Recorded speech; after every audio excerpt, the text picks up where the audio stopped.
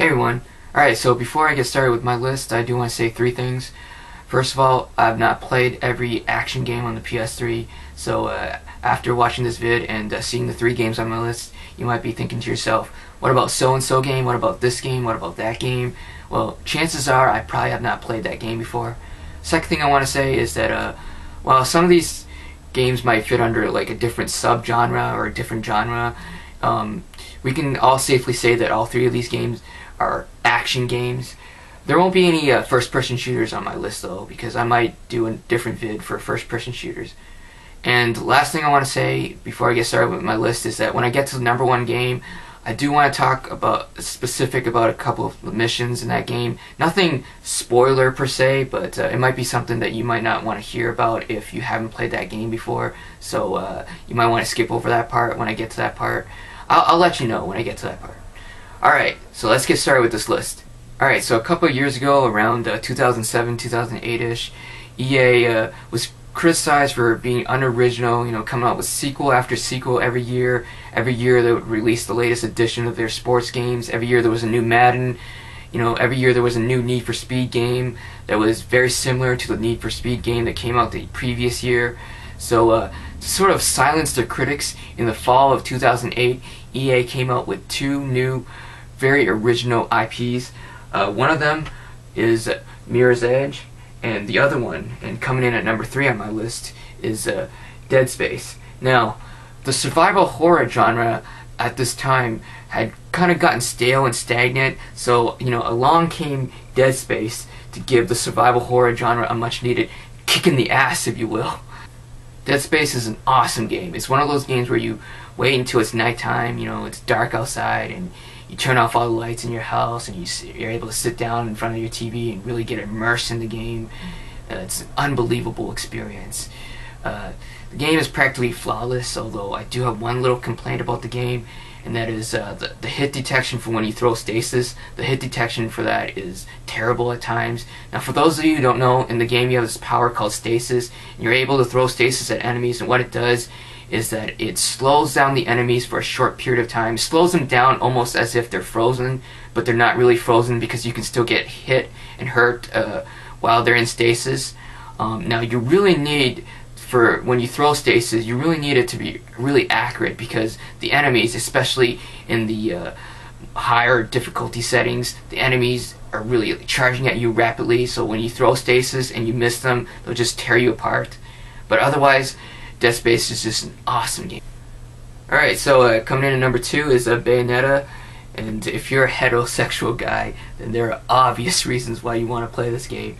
And aside from those obvious reasons, Bayonetta has a very good fighting engine.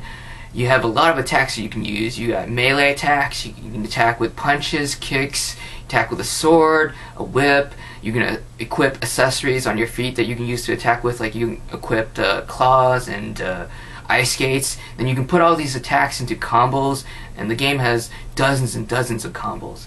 The game also has this thing called Witch Time, and what it is that when you successfully dodge an enemy, you're able to activate Witch Time, which is you're able to freeze enemies for a short amount of time in which you can attack them without them attacking you back. And after you finish each battle, you get a medal based on how well you do in the battle. And this all depends on how much damage you take, how many combos you're able to do, and how fast you're able to finish a battle. So what's really cool is I'll go into a battle and I'll start doing a combo on one of the enemies on the ground, activate Witch Time, start doing a combo on another enemy on the ground, jump in the air, start doing a combo on one of the aerial enemies, activate Witch Time, then drop back down and start doing a combo on another enemy. And once that battle finishes and I see that I've taken no damage, and that I've gotten like a platinum medal or a pure platinum medal, which is the highest medal, and it's just so satisfying. Number 1 on my list, and my favorite action game on the PS3, and that game is Saints Row 2. Now, some of the critics have been saying, this game's unoriginal, it's a GTA clone, and they're right, it is a GTA clone, but I find Saints Row 2 to be more fun to play than a lot of the GTA games, especially the latest home console GTA game, GTA 4. I find the controls in this game to be much more better. The missions in this game are more fun to play. Even the music in Saints Row 2 is awesome. I love driving around the cars, listening to music from bands like the Red's Jumpsuit Apparatus and the U's. One of the things that was criticized about this game is the paper-thin story, but I found the story to be quite enjoyable. It reminded me of like a cheesy popcorn action flick, but the story was enjoyable nonetheless. And like I said, the missions in this game are just a lot of fun to play. Now I'm going to talk a little bit into detail about some of the missions. Again, none of this stuff is spoiler per se, but if you haven't played this game and you want to experience this stuff firsthand for yourself, you might want to close the video right now. One type of side mission in Saints Row 2, I believe it's called insurance fraud, and what you do is that you'll go in the middle of the street and you'll have to like jump into cars that are moving towards you, and every time you hit a car you get points for that mission. And sometimes when you jump into a car, the car will knock you in the air backwards, and if you hit another car it'll knock you in the air again. You can keep traveling through the air, and it's like you can't do this stuff in real life. So it's like that's why this mission was like so much fun to play. And there's another mission where you're driving a car, and one of the main characters, an NPC character, will accompany you, and he'll be in the car with you. And during this mission, there will be a song playing on the radio. The song is called So Sick by Neo. And as you're playing this mission and the song's playing, the character sitting next to you will start singing along with the song, and his singing voice is just so terrible. It's so funny. I remember just playing that mission and laughing so hard at that guy's terrible singing that I had like tears in my eyes.